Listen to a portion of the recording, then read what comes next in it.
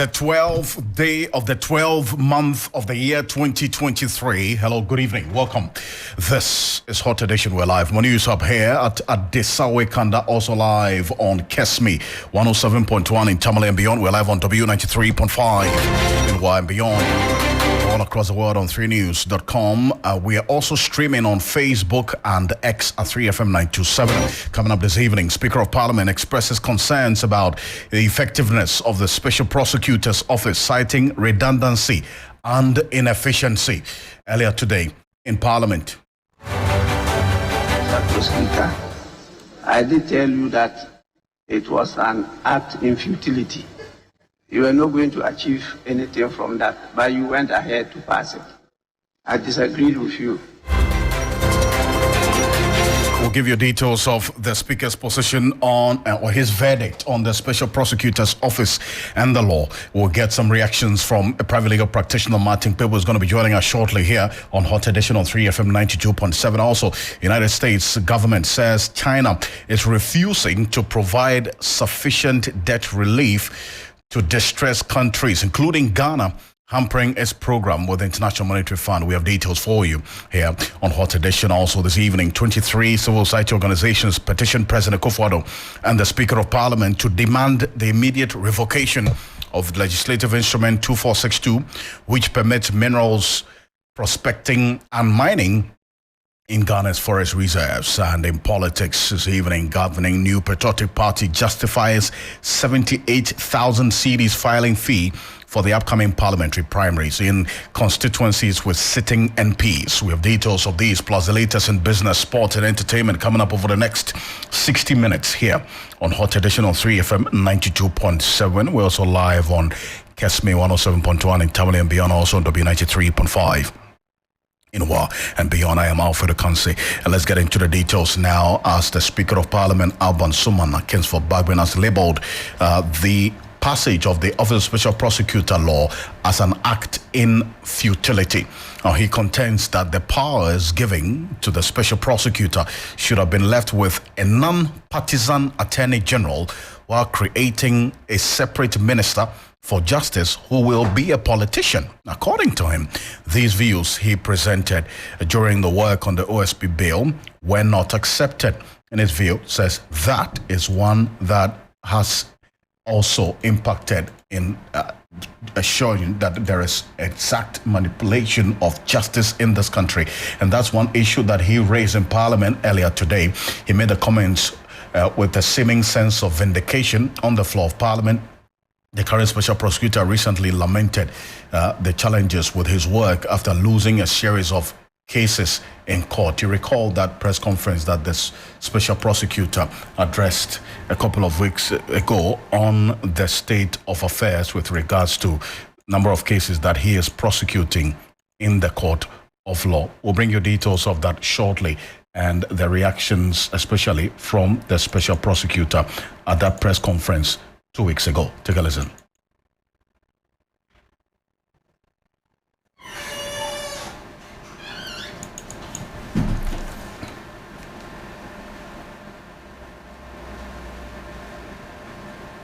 Office of the Special Prosecutor, I did tell you that it was an act in futility. You were not going to achieve anything from that, but you went ahead to pass it. I disagreed with you, but I was alone. And let's hear a bit more from the Speaker of Parliament on this matter. And shortly, Martin Pebo is going to be joining us with his thoughts on the position as espoused by the Speaker of Parliament, Alban Suman Kingsford Bagwin, earlier today. This is the Speaker of Parliament and his verdict on the Office of the Special Prosecutor. I did tell you that it was an act in futility. You were not going to achieve anything from that, but you went ahead to pass it. I disagreed with you, but I was alone. Well, I'm very clear in my mind that that authority is embedded in the powers of the Attorney General, constitutionally. Who delegated to who? No, but that is not what you put in the act. What you just need to do is to fund the office of the Attorney General well and remove the Minister of Justice. You separate the two. Minister of Justice is a political appointee. The Attorney General is a technical person. And he only is ranked in conditions of service to that of a Minister of State. It doesn't mean they have to be incorporated to. Oh, I'm talking about the Constitution. No. I have it. I have my Constitution with me here. We are not Supreme Court, so we don't have that power. Yes, it's there, 881. I have no problem. I have no problem with Attorney General being a minister. I'm only saying you separate that from the Minister of Justice. Yes. Honorable members, so to have put the question on the... So that's the Speaker of Parliament's verdict there on the Special Prosecutor's Office. The efficiency of the office, and in his view as well, the fundamental concern about the work of the special prosecutor. He says that it was an exercise or an act in futility. And all of what has happened over the period. Martin Pebo is private legal practitioner. He's joining us and on the telephone quickly on this particular issue. Martin Pebo, thank you so much for joining us here on Hot Edition. Now, here's the Speaker's verdict on the Special Prosecutor's Office. The creation of that office says it's an act in futility. And taking into consideration the Special Prosecutor's own lamentations and frustrations over the last couple of weeks about Anquan Nomine and so on, could the Speaker be right? Mr. Ocansey, you know very well that I have a big beef with Mr. Kisi Jabin for letting off Edubuahin, that's Charles Edubuahin, who mentioned Baumia in the Anas tape. But that should not lead me to join in the bandwagon of people who say the office of the special prosecutor is an exercise in futility. No, not at all, far from it. Yes, but I'll continue to tackle Mr. Jabin on the Dubuahi matter in a different forum. So for now, I will concentrate on justifying the office being a good exercise rather. So Ocansey, if you look at it, look, let's see what he has done so far. In actual fact, I'm not even sure there's enough time for us to summarize everything he's done so far. But at least if you mention the cases, look, let's take it at this level. I want us to look at, in terms of public opinion, the conversations, what the conversations the office has generated. And we need to understand that, you see, in a democracy, part of it is hinged. A democracy, that a thriving democracy, is saying that part of it is hinged on public opinion, the resolve of the people to move forward in a certain direction, etc. So if you look at the conversations the OSP has generated through the cases it has brought to court and those it has just done the corruption reports alone, those have moved us forward. Look at Cecilia Dapa. Look, and I always repeat this.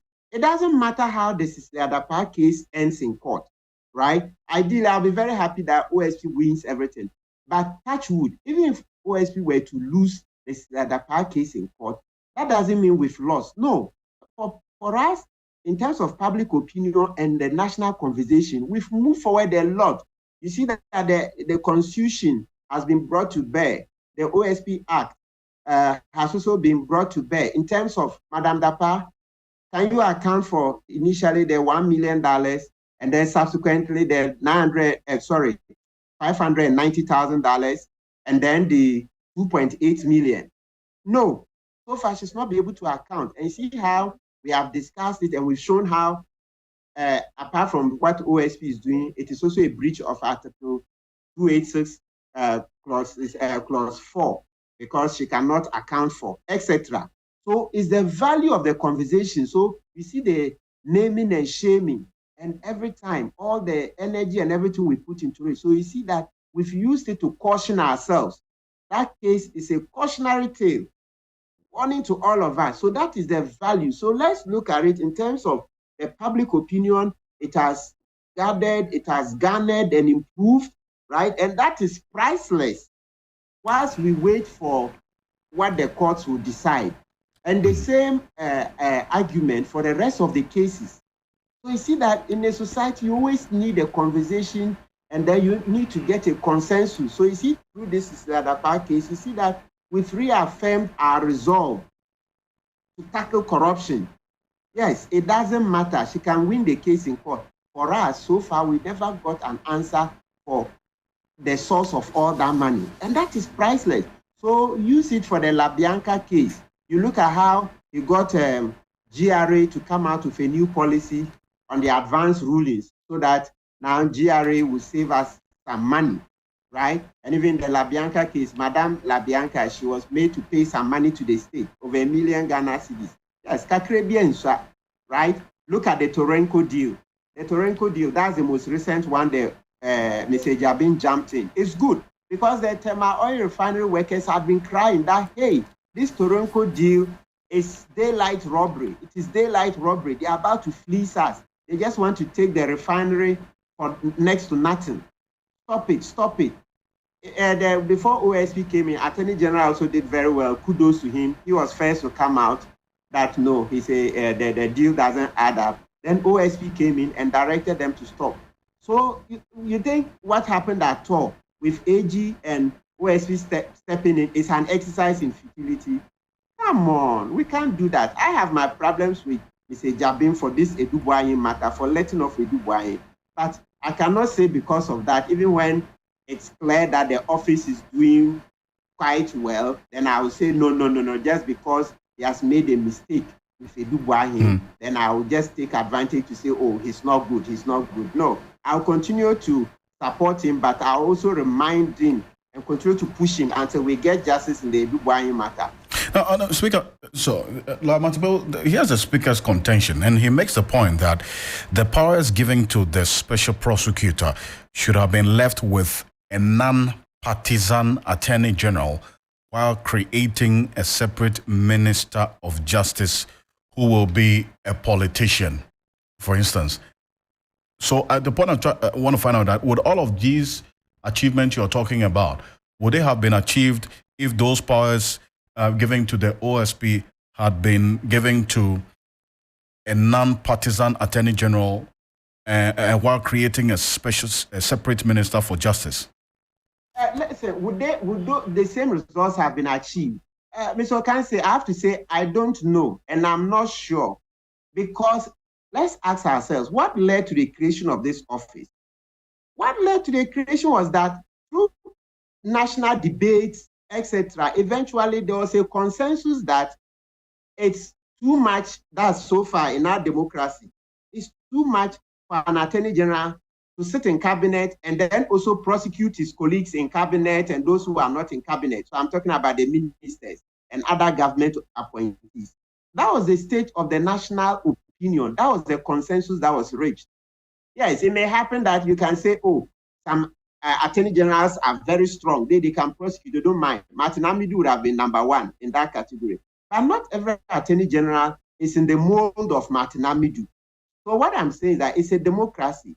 Collectively as a people, the debates are followed. I think we all finally agree that it's better we let somebody who doesn't sit in cabinet, somebody who is not a minister, do that job of the special prosecutor. And this is not the first time. Before this Special Office of Special Prosecutor Act, in the 80s, and is it up to early 90s, we had the special prosecutor too. So there was Lawyer Pia. He was a special prosecutor. So he used to do this job. So this is not the first time. So we just did some Sankofa. So it's the state of the public opinion and the consensus we reached. So right now, it's a tricky question to say, oh, could the Attorney General have done it? No. But I also would support the part of the Speaker's statement that says that let's separate the office. That is to say, a Minister of Justice should be separate from the Attorney General. Yes, I agree. Okay, that one should be done. In England, that's what they've done. There's a Minister of Justice, then there's an Attorney General. Sure. But right now, it looks like it's a bit too late in the day to say, scrap special prosecutor and go on to do, give those powers back or let the Attorney General continue to do that work. No. The reason I support the separation of the Attorney General from Minister of Justice is that there is a conflict. You see, there is a conflict in the dual roles. You see, as an Attorney General, he's a politician. He's helping the, the president. He's the number one law enforcement officer. An Attorney General is a law enforcement officer. He's number one. He sits on top of even the police, right? So, and you know how we fight crime. We like this get tough on crime attitude. In most places, generally, citizens want government to be tough on crime. We don't want to treat this and criminals with kids' gloves, right? So because of that, an Attorney General will usually concentrate on that. Meanwhile, as citizens are baying for the blood of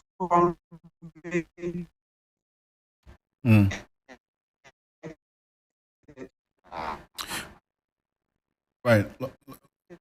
If you could reposition yourself, we're losing you.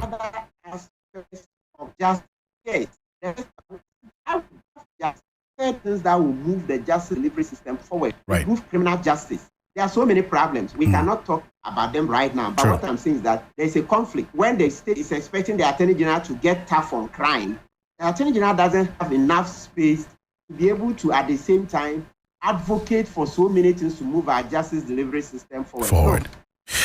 Martin Pebo, appreciate your time. I thank you very much. Martin Pebo is private legal practitioner joining us with his thoughts on the verdict of the Speaker of Parliament, Abansumana Bagbin, on the creation of the Office of the Special Prosecutor. He says that it was an exercise or an act in futility. In his view, that the special prosecutor has so far, in his own verdict, that's the Speaker's verdict, not had any significant impact as yet. He is contending that the powers given to the special prosecutor should have been left with a non-partisan Attorney General, while creating a separate Minister for Justice who will be a politician. And that's what Martin Pebo has been talking about, disagreeing in part and agreeing to the recommendation of the separation of the powers of the Attorney General, Minister of Justice. But some environmental civil society organizations in the country have petitioned President Akufo-Addo and the Speaker of Parliament, Alban Bagbin, to demand the revocation of a new legislative instrument, LI 2462, which puts no restrictions on mining in Ghana's forest reserves. The CSOs, numbering 23 in August, picketed at the frontage of Parliament and the Minerals Commission to express their disapproval of the LI. In a petition to the President and the Speaker of Parliament, the CSOs warned the law, if not revoked, could derail efforts and gains on forest management in the fight against climate change. And joining us on the telephone is Darrell Bosu, is the Deputy National Director of Operations of Arocha Ghana, one of 23 CSOs that signed this petition. Darrell, thank you for joining us here on Hot Edition. First of all, what exactly are you expecting of the Speaker of Parliament with this petition that you have sent to him? Because there are questions as to what the Speaker can do, because he's not clothed with the powers of, for instance, even having a vote in Parliament or even issuing any directive for that matter. Yes, thank you very much, Alfred, for having me. And as you know, I mean, you were just discussing the Speaker of Parliament talking about the position of the OSP. And I think that we rely on his experience and his honorable position to actually also drive discussion on this matter. And that is why we think that as an honorable Speaker of Parliament, he can really bring some attention to the processes that even led to the passing of such an LI. Because as you know, the LI was passed somewhere in November 2022. CSOs got to know about it in 2023, somewhere in March. Clearly, there was no consultation, and the manner in which it was even taken to Parliament without even the minority they had the opportunity to see it. Because right after this LI was passed, we saw the minority caucus also coming out with a statement talking about the need to repeal this LI, even before we could get the notice of this. So it tells you that something must have gone down wrongly that led to this LI being passed. So, and this is something that really sits at the helm of affairs of the Speaker of Parliament. And that is why we thought that we bring this issue to his attention. In any case, he can raise this issue, and that will call some of the key persons who push this thing in, because we believe that this LI was passed infamously and it didn't follow the right procedure of consultation as is needed. Again, we believe by putting this petition out, the proponents of this LI will be compelled to have another look at this, because it's not only to the Speaker, we also send it to the President, because they cannot say that they've not heard all the agitations that civil society and industry players have been hammering for some time now, because this is very crucial. As you know, Alfred, for the past, I would say almost a decade now, our forest reserves have come under serious onslaught and also attacks from illegal mining activities, illegal logging activities, and all of that. And we cannot go on into the future talking about sustainable forest management if we allow our forest reserves to become target for mining and accelerated mining agenda that the government is pushing. So we believe that it calls for action from all helms of affairs of the state and all arms of government, and that is why we think that the Speaker of Parliament needs to also take note of this and act appropriately as within the powers that he has. I see. Now, but I know that you picketed a couple of months ago in Parliament, and there were specific demands that you were making. Has there been any response to the picketing? I think so far what I can say is that we've not had response from the authorities in terms of action on this LI to repeal it. But what we have seen is that it has actually generated a lot of awareness among civil society, among faith-based institutions, among industry players. And I think this petition that we've presented is only laying grounds for what is to come.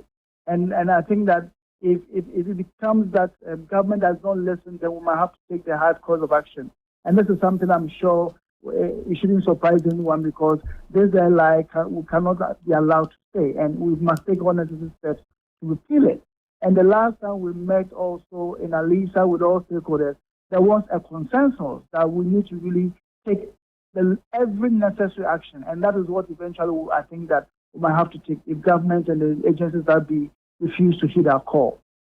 I see. There are others who are also proposing that if you want this LI revoked, then you might want to look at the option of going to the Supreme Court, because then the Supreme Court can take that singular decision of revoking this particular law. Yes, I mean, we are very much aware of that, but we are also making sure that we exhaust all avenues and give the public institutions and executives the necessary opportunity to do what is right before we take our action to court. So I think it's just a matter of laying the grounds and preparing ourselves for what is to come. So it's definitely a course of action we are seriously considering. And I said that this is just preparing ourselves for what is to come. So I guess it's just a way of letting government know that we have exhausted all avenues to get this issue resolved. It's not been done. And we are now our hands are tied in coming to the Supreme Court if we should. I see. And in this case, you petitioned the presidency as well on this matter. So exactly. What are the specific demands that you're making of the presidency in this instance? I think there is only one request. This LI is a bad law in all intents and purpose.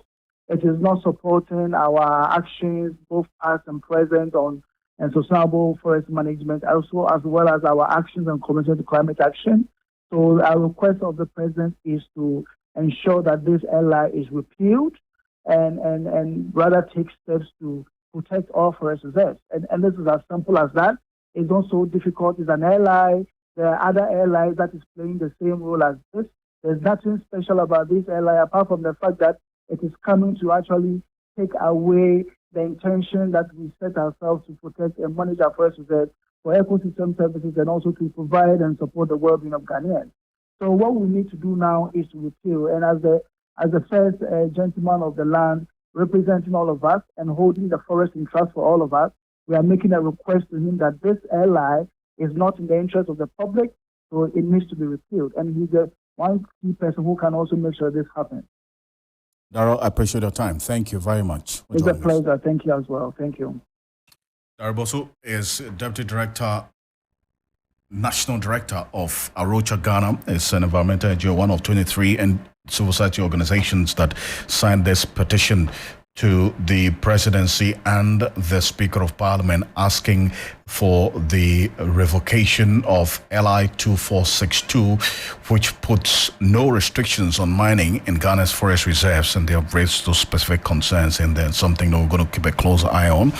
We'll see how things play out. But the United States is warning of China's chokehold on poor countries, including Ghana, many of which are heavily indebted to the Asian country. According to a 2023 report presented to Congress, China's coercive financial aid and loans targeted at poor and developing countries is part of a larger plot to gain control of global politics.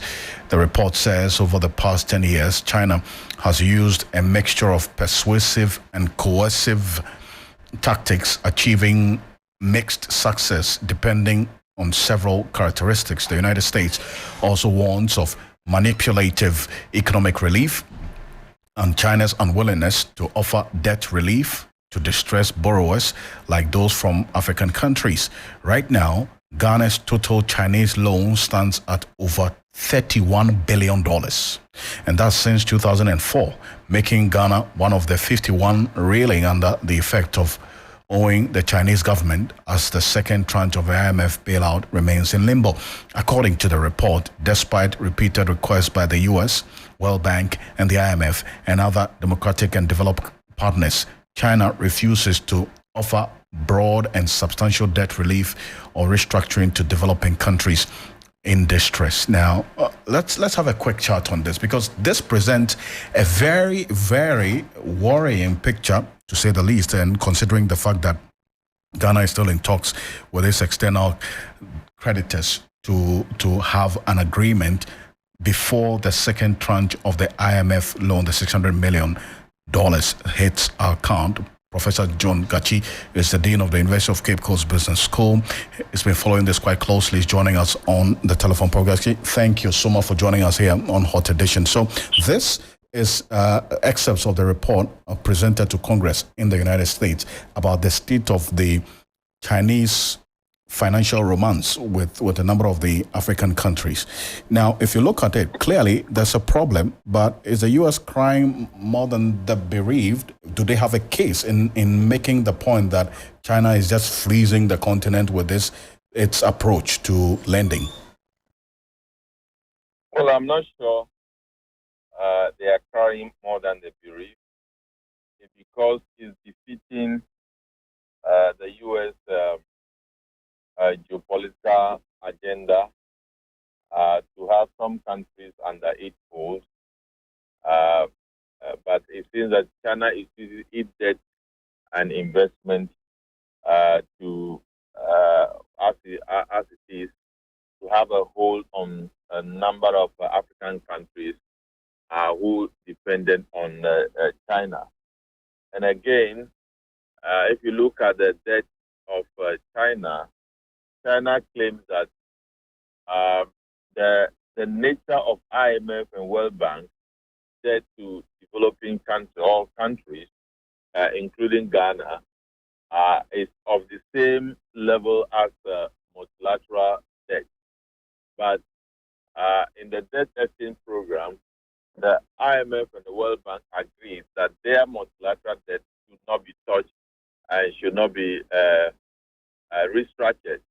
But that of China should be restructured. And China is making the argument that its debt is largely institutional debt, and so for that matter should be treated as multilateral. So that is the fight that is actually going on till this time. So the U.S. is actually crying because its strategy is failing in favor of China's strategy. I see. So all of this, in your analysis, boils down to the geopolitics of China and the U.S. and the poor countries like Ghana, depending on China, are just caught in the middle of all of this. Exactly so. So U.S. is not trying for any country. It's trying for itself, and is trying to project that to the U.S. Congress to see how dire the situation is that China is taking more territory through debt, and if care is not taken, those countries will become subject to China in many ways through debt management. But is it not concerning as well, if you flip the coin, that we are even in the classification of that bracket of poor people? I mean, as a country, a poor country, depending on China and having been caught in this middle of the geopolitical fight going on between the U.S. and China. Well, we are poor if we consider so many factors. But statistically, we are not poor. We are lower middle income country. But what does that mean practically? That's more like just putting a very nice, lexicon on the state of affairs that we have as a country. You just said that we are poor. What does the lower middle income mean, really? Yes. When it comes to development and its indicators, such as looking at human development indicators, looking at productive indicators in terms of development, we are down the ladder.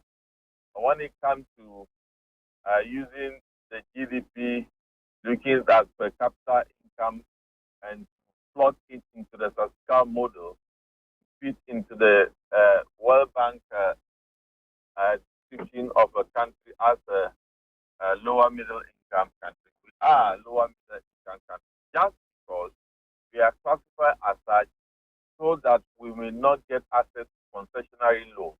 So we'll get access to more of commercial loans. In fact, that is one of the problems of our country, because the structure of our debt has changed in such a way that we are now having more and more of commercial debt as part of our debt structure. And that demands that there are no moratorium. That demands that high interest are paid. That also demands that you pay periodic coupons to those who provided the debt for you, therefore increasing the burden of the country. Professor Gatti, appreciate your time here on Hot Edition. Thank you so much for your thoughts on this matter. Thank you. Great. Professor John Gatti is the Dean of the University of Cape Coast Business School. That the governing New Patriotic Party has justified this decision to require members who want to contest its upcoming parliamentary primaries to pay at least 78,000 cedis as filing fee. Now, the party sees this as an opportunity to raise funds for campaign activities, offering incentives for some members to not bear the full cost. There's more in the following report.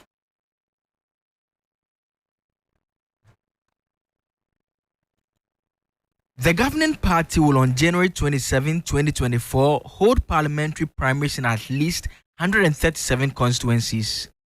Members seeking to contest must obtain nomination forms at a cost of 3,000 cedis. They must also pay a non-refundable filing fee of 35,000 cedis and a development fee of 40,000 cedis, bringing the total figure to 78,000 cedis. Political analyst and CDD fellow Dr. John Osai Kwapon believes political parties must find a fine line between raising funds and not preventing other members from contesting the polls. You really want to find ways to encourage party members not only to register to be card-carrying members, but to also regularly pay their dues. I mean, if you think of the number of votes that these parties get in elections, right? Even if 80% of them are your committed party members, I'm sure you can peg the party dues at a reasonable amount on either a quarterly basis, on a yearly basis, that if you also religiously encourage them to pay, that you can build a good enough, quote unquote, financial chest that allows you to be able to finance some of these operations. Deputy General Secretary of the MPP, Haruna Mohammed, however, maintains not everyone will be required to pay the full amount. Everybody has his stage of which he wants to reach in terms of the filing process. So adding them is wrong, because filing fee, the form fee is 3,000. You can pick the form and you may decide not to proceed to submit. When you are to submit and you are a youth, even 50%. If you are a disabled person, you are giving 50%. If you are a woman, you are giving 50%. If you are above youth, then you pay in full of 35,000 cedis. Other people may even file and pay the 35,000 or the half of the 35,000 and may not continue to contest for the election. Nomination forms will meanwhile be available from December 20 to December 25. As the news desk report, they're giving details of exactly what the NPP's position is on this filing fee, which some reactions had been that the 78,000 cedis is on the high side. But you just heard the Deputy General Secretary of the NPP explaining the position, why they believe that this is going to be one that they would go with, and also Dr. Jonas Akwapong raising concerns about how that's also going to impact on the party. Let's go quickly onto the telephone. Dr. Jonathan Asantiotre is a political scientist and then also a lecturer at the University of Cape Coast, joining us. Dr. Asantiotre, thank you so much for your time here on Hot Edition. So the NPP is defending and explaining quite clearly the reason why this 78,000 cedis filing fee is one that they have thought through and they're going to go with. Now, others have raised questions about it being on the high side and actually having just the highest bidder be able to buy and contest or buy the democracy that we are practicing. What's your thought on this? Well, thank you, Alfred. Let me say good evening to your listeners. You couldn't have been any further from the truth. The point is that our democracy is for the highest bidder. I don't really know if we are really practicing democracy, because it appears that those with ideas do not get themselves elected, because they don't even get the opportunity to try their hands or send their ideas to the electorate or a delegate to vote for them. Because if you put such a bar, 78,000 cedis, remember, that is just the administrative process. Don't forget that these aspirants are now going to engage the delegate. And you see, this is a cyclical thing that we are experiencing. Today, we are experiencing domestic debt exchange program. Why are we doing so? Because we heap so much cost on the politicians in such a way that once they get the opportunity to serve in government, they will have to recoup. Whom do they recoup the money from? They recoup the money from the state. By what? By inflating contract prices. At the end of the day, it is you and I, the ordinary Ghanaian, who end up paying. How do we pay? By piling up taxes and levies on us. We force taxes and levies on us, knowing very well that we are not in a position to bear. But because we have in place certain administrative bottlenecks that end up choking all of us, that is where we find ourselves.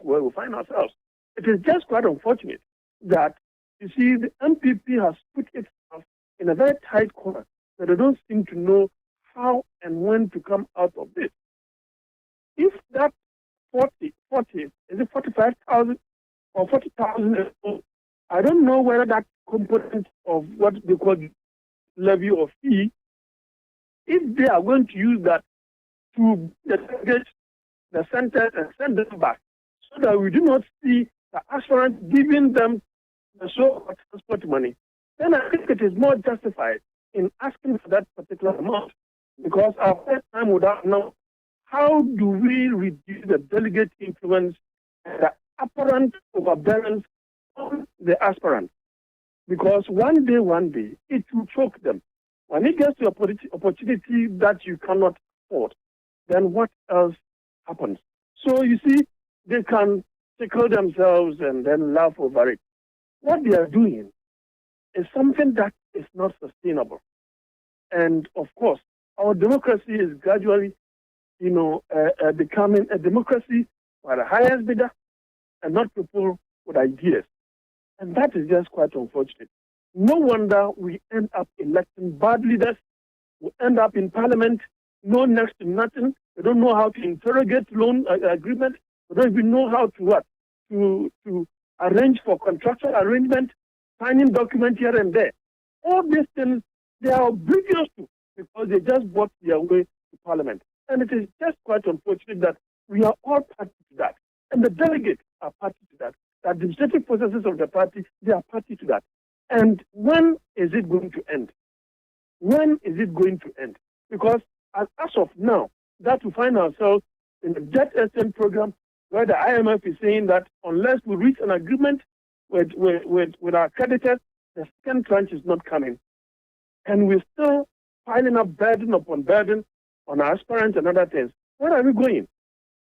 I don't think that this is the best way to go if we really want to nurture and grow our democracy.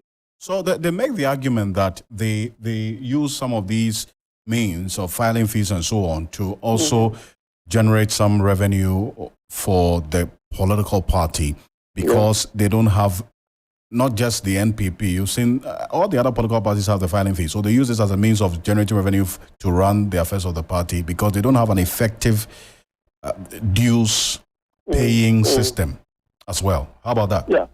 Yeah. It is a truism. It is a truism that particular mechanism has not really worked. Because the point is that most people who affiliate themselves with a particular party, they only for the party, not because they are card-bearing members. That is one. Those who are card-bearing members, they are those who enjoy the largesse that the party brings when they get into power. Therefore, if I'm just an affiliate and a sympathizer, why should I pay dues? Naturally, no, I'm not going to benefit from anything. That is one.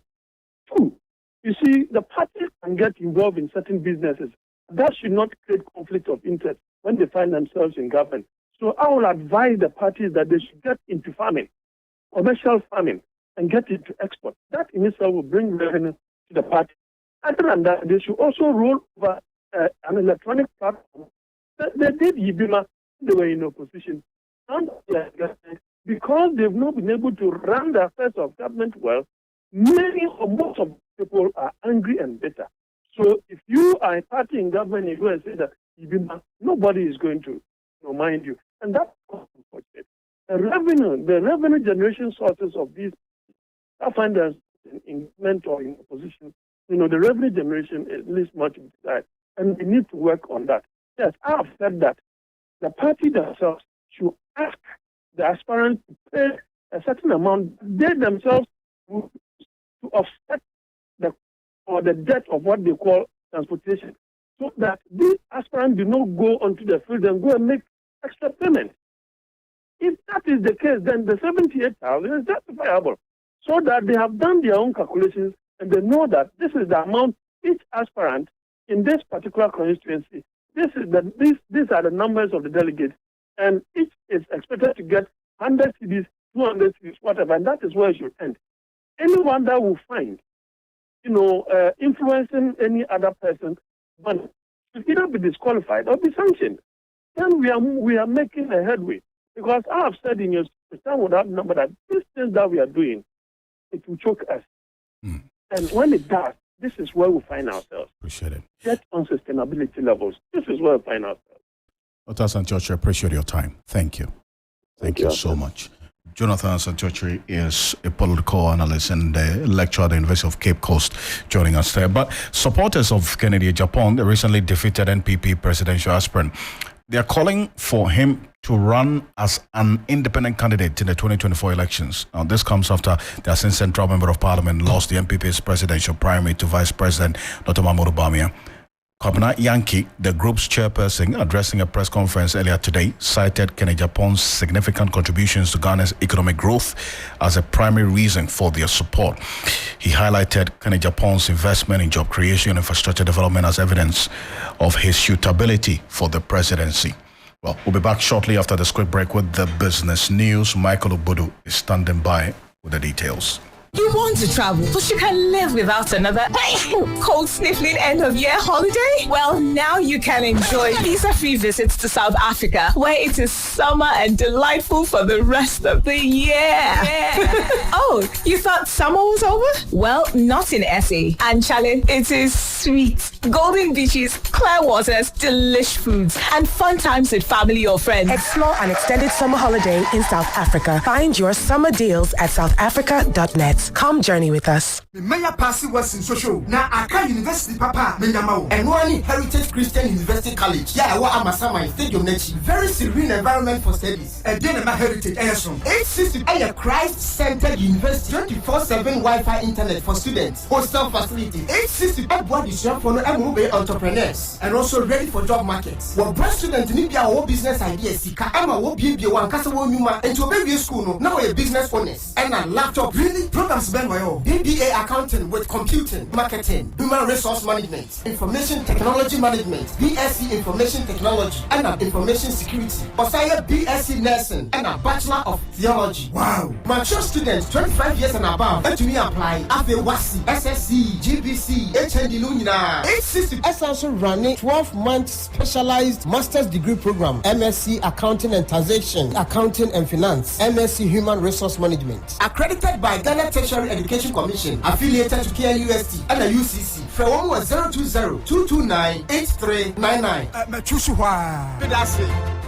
His music certified bona fide. The lovers mesmerized. The fans electrified. This 24th night gets Kojoenchified. Kojoenchi brings lovers together. The captivating Gets Kojoenchified. Opening by Hezron from Jamaica.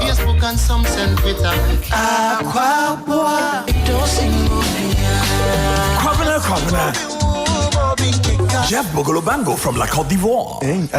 Plus a grand surprise, all hosted by Africa's #1 MC, KKD. The finest. More fans and lovers will arrive to chill from home and abroad, all dressed to kill. What a party, yeah. The spacious UPSA Auditorium, Legon Medina. Doors open at 7 p.m. First class, 1,500. Business class, 1,000. Club class, 350 Ghana cedis. Dial *711 *11 *32# for your tickets now. 24th night UPSA Auditorium. Book a platinum table at kojoenchilive.com. The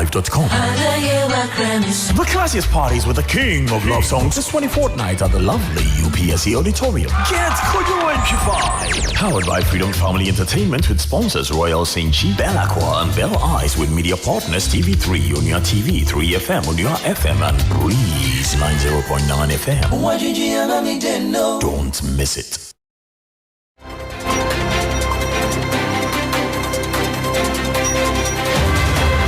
Hello there, welcome to the business segment here on Hot Edition. Coming up, inflation projected to decline sharply to 26%, attributed to favorable base drift effect. I have the details coming up shortly. My name is Michael Obodu. Stay with us.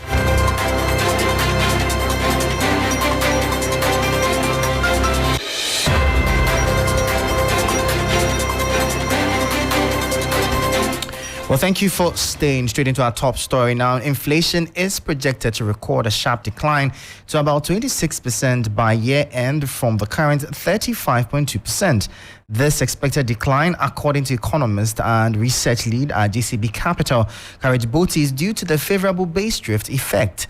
Government statistician Professor Samo Kobna Enim is set to announce November's inflation figures starting tomorrow. It's 35.2, I believe now. Looking at the simulations I did, we should see inflation below 30. And if there are no shocks along the way, it could even come closer to 26-27% thereabout if there are no additional shocks, which I don't expect to be the case.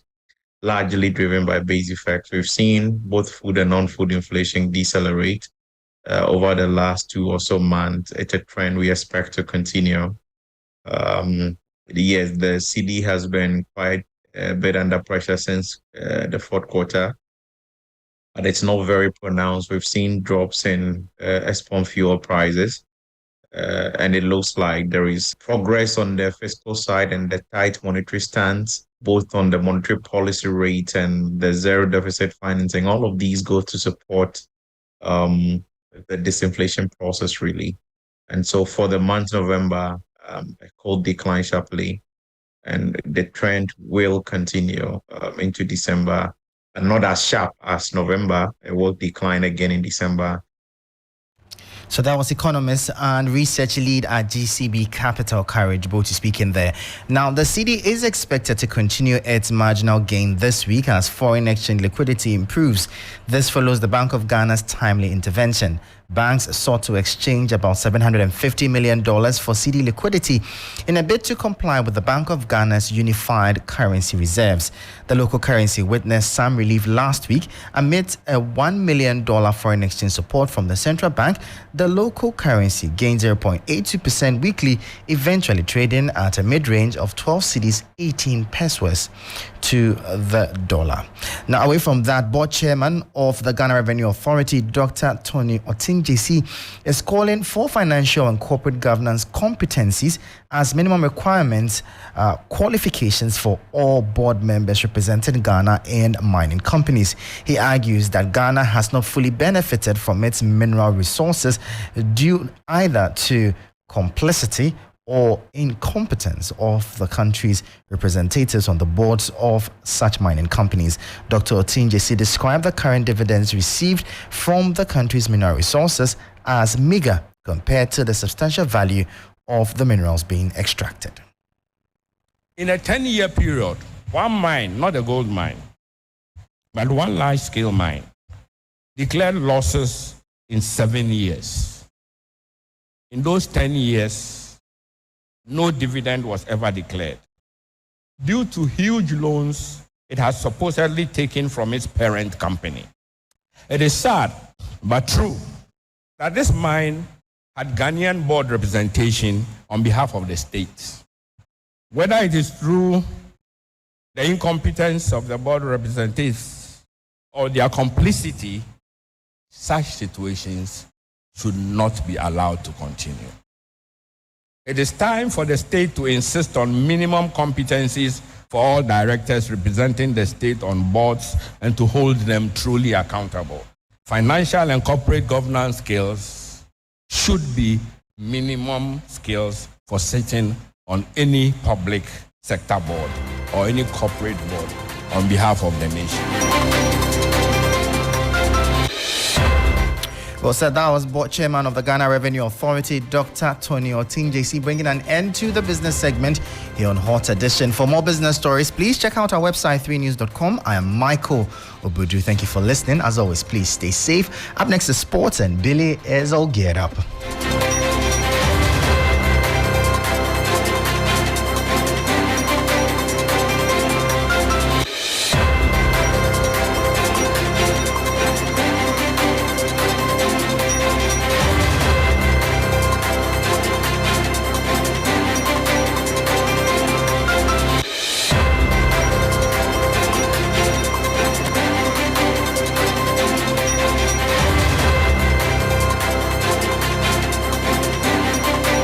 Hello, good evening, and welcome to the sports segment here on the 3FM Hot Edition. My name is Billy Shen.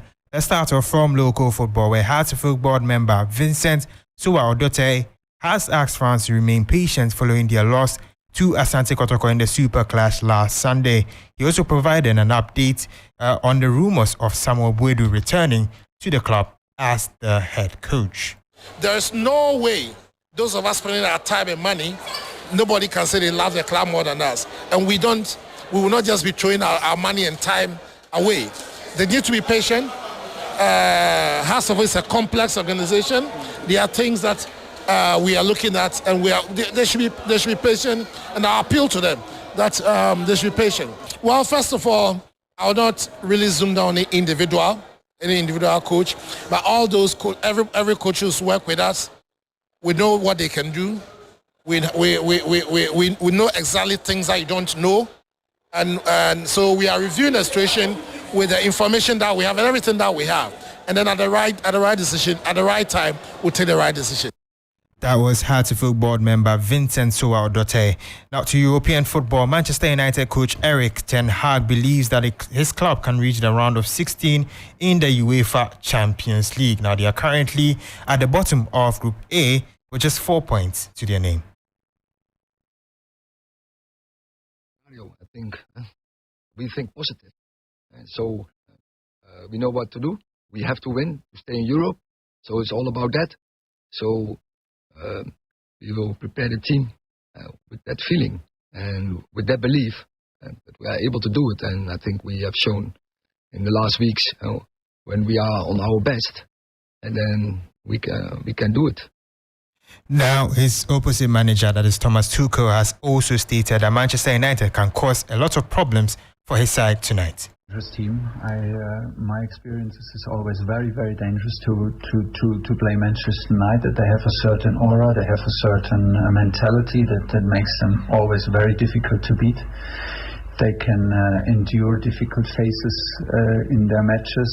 I feel that this is part of the DNA of the club, that they can overcome difficult minutes, difficult phases in a match and still win and still see.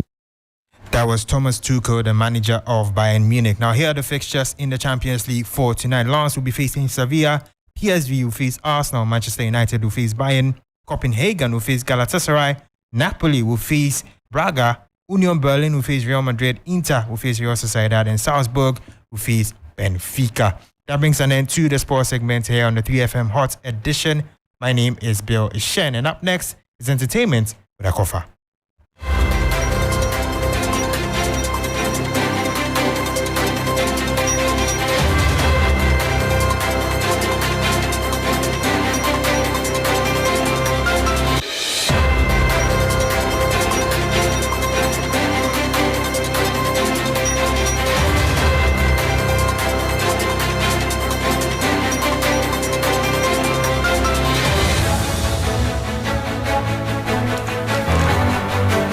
Thank you for keeping your dial locked on Hot Edition on 3FM 92.7. It's now time for the entertainment news segment powered by 3 Entertainment. My name is Akofa. Now the stories. Award-winning South African Afro-pop singer Bulelwa Mukutana, popularly known as Zahara, has sadly passed away. The singer had been dealing with liver complications for several weeks before she eventually succumbed. Here's a report by 3 Entertainment.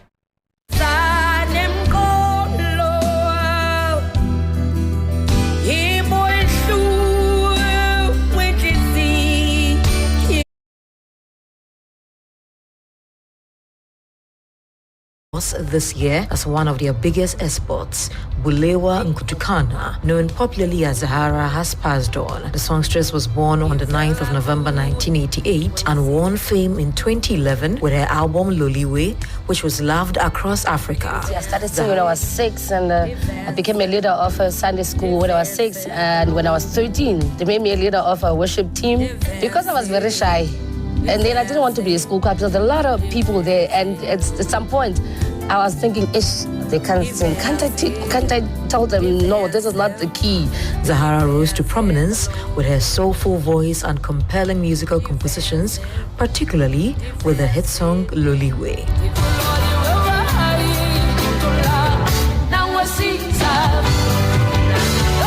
Her contributions to the music industry and her multiple awards, including 17 South African Music Awards, among others. Her influence reached global recognition, earning her a spot on the BBC's 2020 list of 100 women.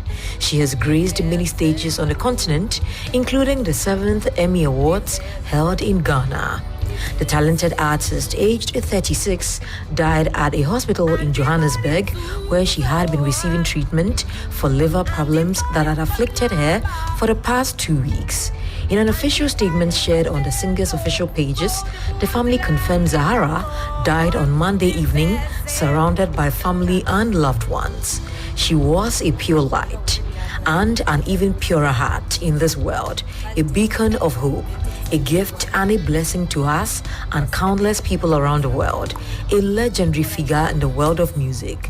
Zahara remarkably touched millions of lives with her extraordinary gift and passion for music. She leaves behind an indelible mark on the music industry and a legacy that will forever resonate in our hearts and souls, read the statement. And that's how we end the entertainment news segment here on Hot Edition, powered by 3 Entertainment. My name is Akofa Alfred. Such a young age to die. And her songs were she's beautiful. Made her mark. Yes, she has. She sang that Mamacita song, huh? It's titled Loliwe. But there's Mamacita in it. No, I think it's Nawasiza or something like that. It's not Mamacita. or you want to do. The gentleman lied to me then. Who did that? Was it Ima by the streaming machine? How did I even believe him? I'm shocked at you. I'm really shocked. Anyway, it's all well and good. But on that side note, we want to say thank you so much for staying with us here on Hot Edition. And there's more news on 3news.com. Join me at 10 p.m. on TV3 for Ghana Tonight. You're on at 8 p.m. with Wind Down.